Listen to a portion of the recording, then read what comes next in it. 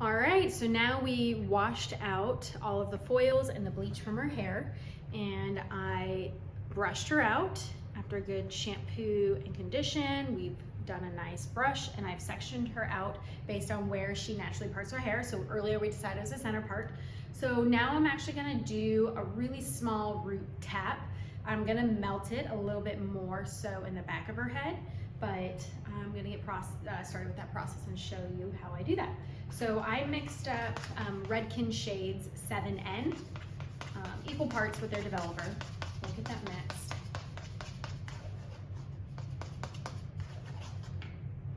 Okay.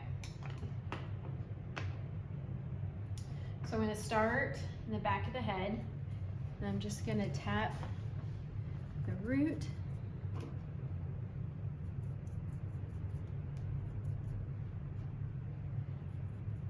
I'm actually going to come all the way down to where her fringe is.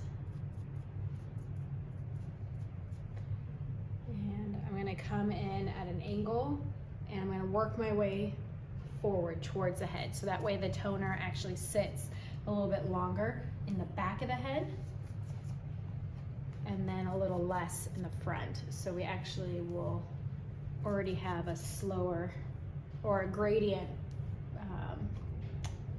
root smudge just by where we place the toner first.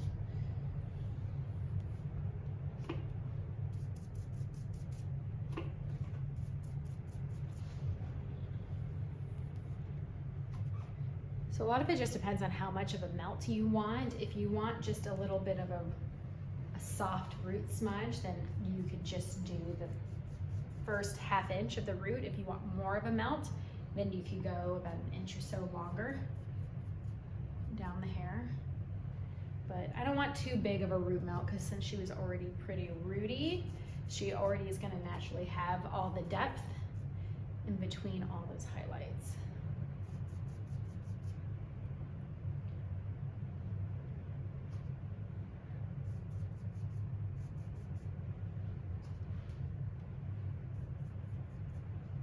And I chose Redken. I did the 7N. I usually like to do the smudge about a shade lighter than what she is naturally. I'd say naturally she's about a level 6. So I tend to do about a shade lighter than what they are. So the root smudge does have a natural gradient of going lighter in color from her own natural hair color. But I chose the 7 versus an 8, because with Redken I feel that the odd numbers tend to be more cooler based than the even.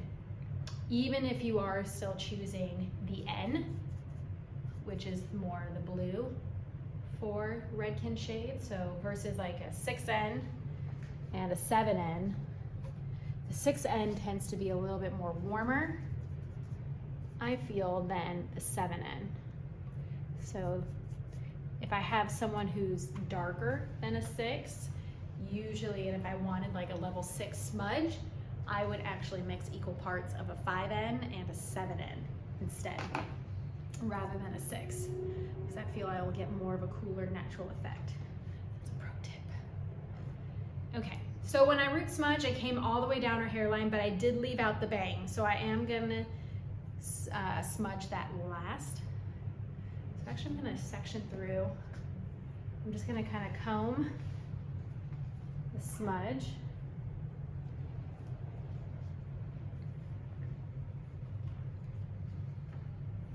Making sure everything is taken. Perfect.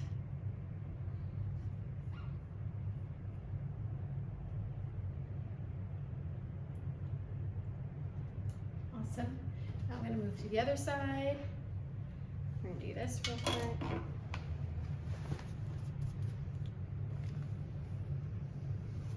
And I like using a semi rather than a permanent color, because I do not like shifting the base of my client's hair.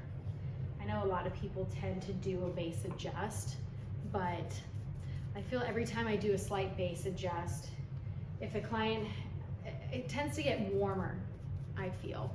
the natural hair tends to lift and become too warm. So I prefer just to do a straight deposit rather than a lift.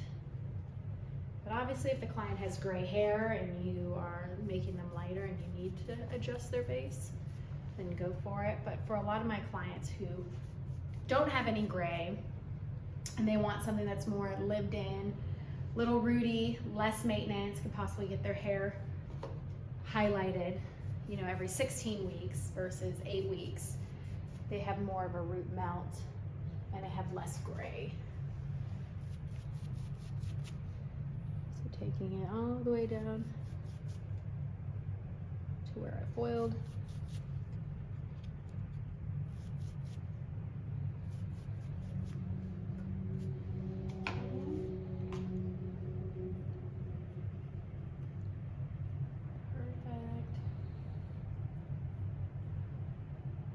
Double check, make sure covered everything, brush it down.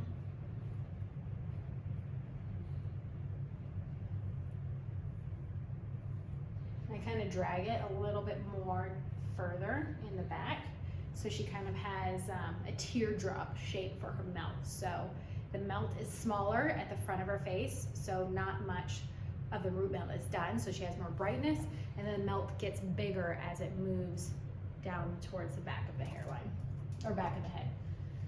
And then lastly, I'll do the fringe. So I'll kind of go back through, and I'll just do a really small tap on the hairline. I still want to keep it bright, but I don't want her to have like too strong of a bright blonde panel in the front.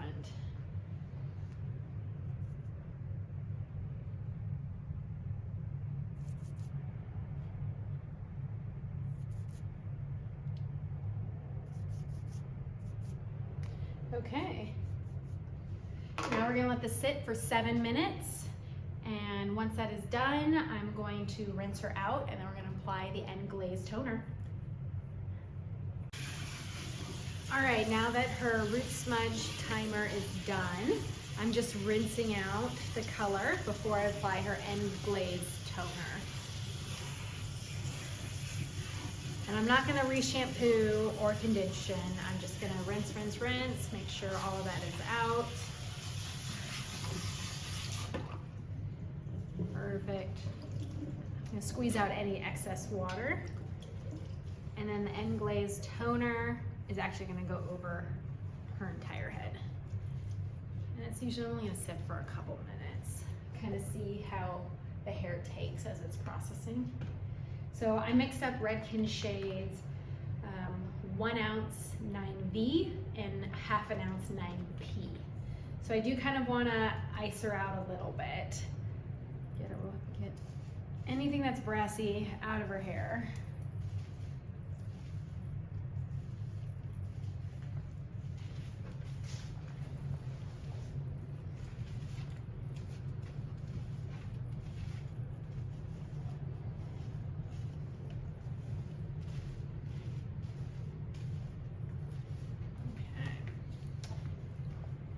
Pull through the ends.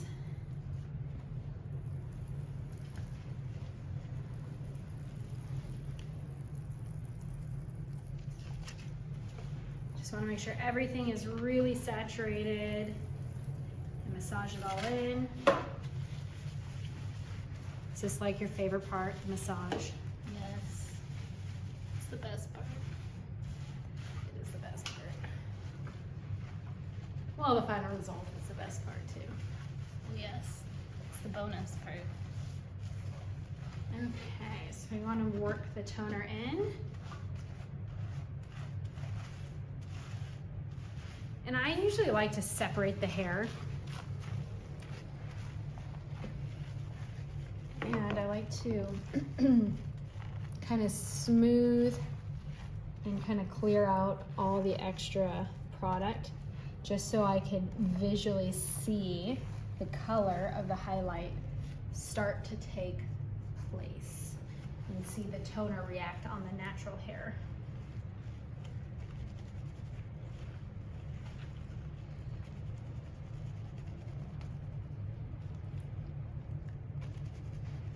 working it through. You can already see, if you look really close, the blonde is starting to kind of ice out a little bit. It's getting more beige. Really, really pretty. So we're gonna let that sit for probably like 3 more minutes, and then we'll get her rinsed, follow up with a nice massage, and then we'll bring her back to my chair and we'll do a little trim on her ends and then get her blow dried styled.